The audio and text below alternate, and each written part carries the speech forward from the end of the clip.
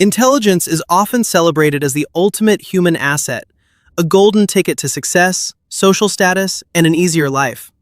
We are taught from a young age that being smart is the goal. However, there is a side to high cognitive ability that rarely makes it into the highlight reels. It is a quiet, internal reality that researchers often refer to as the complexity of the gifted mind. While a high IQ provides the tools to solve complex problems, it also functions as a high-definition lens that makes the frictions of everyday life sharper and more painful. Today, we are moving past the surface-level advantages to explore the psychological tax that comes with a high-performance brain. This isn't about superiority. It is about understanding the specific, often heavy, mental load of a mind that is wired to see more, feel more, and question everything. For most people, a finished task means a quiet mind. For the highly intelligent, the brain doesn't have a natural, idle state. The same neural pathways that allow for deep analysis are the exact same ones that fuel chronic overthinking. Cognitive neuroscience suggests that highly intelligent individuals often have an overactive default mode network, DMN. The DMN is the part of the brain responsible for self-reflection, mental simulation, and mind wandering. While this allows for brilliant creative leaps, it also means the brain is constantly running simulations of the past and future. What looks like relaxing from the outside is often an internal storm. It's the 2 a.m. replay of a conversation from 3 days ago, not out of insecurity, but out of a biological drive to optimize and find patterns even where none exist. The mind becomes a 24/7 laboratory where the doors never lock. There is a specific, profound loneliness that occurs when there is a mismatch in conversational depth. Highly intelligent people often struggle with social connection, not because they lack empathy, but because they lack common ground. When your mind naturally gravitates towards systemic logic, the nature of consciousness, or the long-term implications of a global trend, standard small talk can feel physically painful. It's a phenomenon described by early psychologists as the problem of communication.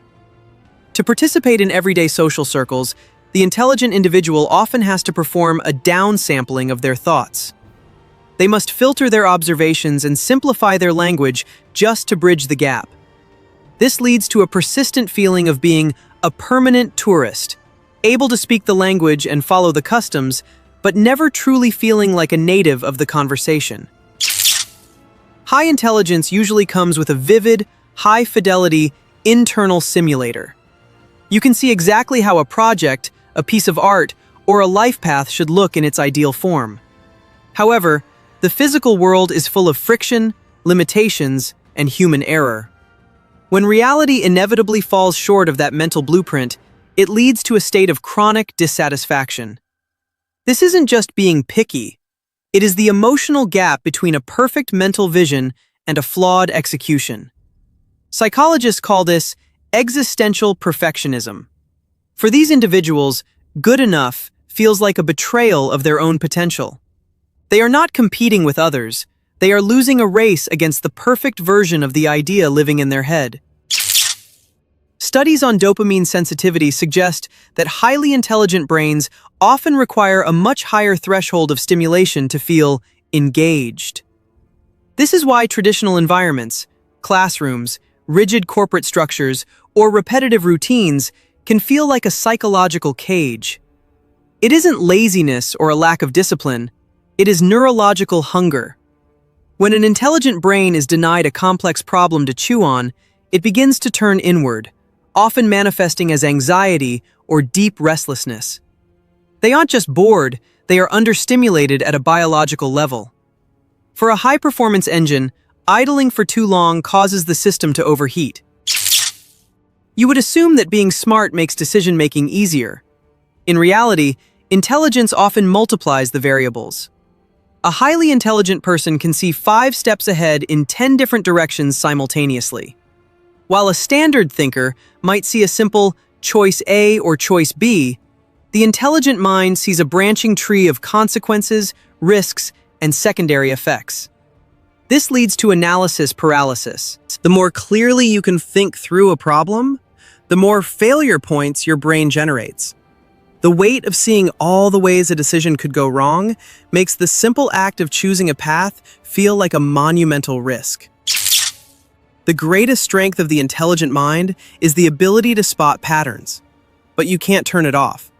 This means you notice every logical inconsistency, every hypocritical statement, and every systemic injustice with uncomfortable clarity.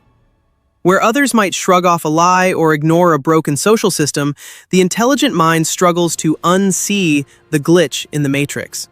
This leads to what researchers call moral fatigue. Constantly witnessing the gap between how things are and how they could be, if people simply acted logically, creates a unique form of exhaustion. It is the frustration of living in a world that often seems comfortable with irrationality. Paradoxically, high intelligence often leads to lower self-confidence. This is known as the Dunning-Kruger effect in reverse. While less informed individuals may be overconfident because they don't know what they don't know, the intelligent person is acutely aware of the vastness of their own ignorance. They see the gaps in their knowledge. They understand the complexity of the world well enough to know that they will never truly master it. This intellectual honesty can quietly erode confidence, leading to a high IQ imposter syndrome, where they feel like a fraud simply because they are the only ones who realize how much they still have to learn. If you have felt these pressures, the first step is recognizing that your mind isn't too much. It is simply specialized. Intelligence is not a reward. It is a way of experiencing the world. It is a filter that brings the stars into focus, but also makes the shadows deeper. Understanding these patterns turns a source of confusion into a source of clarity. You are navigating life with a high-performance engine, and that engine requires a different kind of fuel, a different maintenance schedule, and a specific kind of environment to thrive. The goal isn't to fix these struggles, but to accommodate them. To find the hard problems that satisfy the hunger, to seek out the rare conversations that offer depth, and to realize that your restlessness is actually a sign of your potential. The world has always needed minds that see the glitches, feel the inconsistencies, and refuse to settle for good enough. Sometimes, the most important pattern you can recognize is the one that finally explains you to yourself.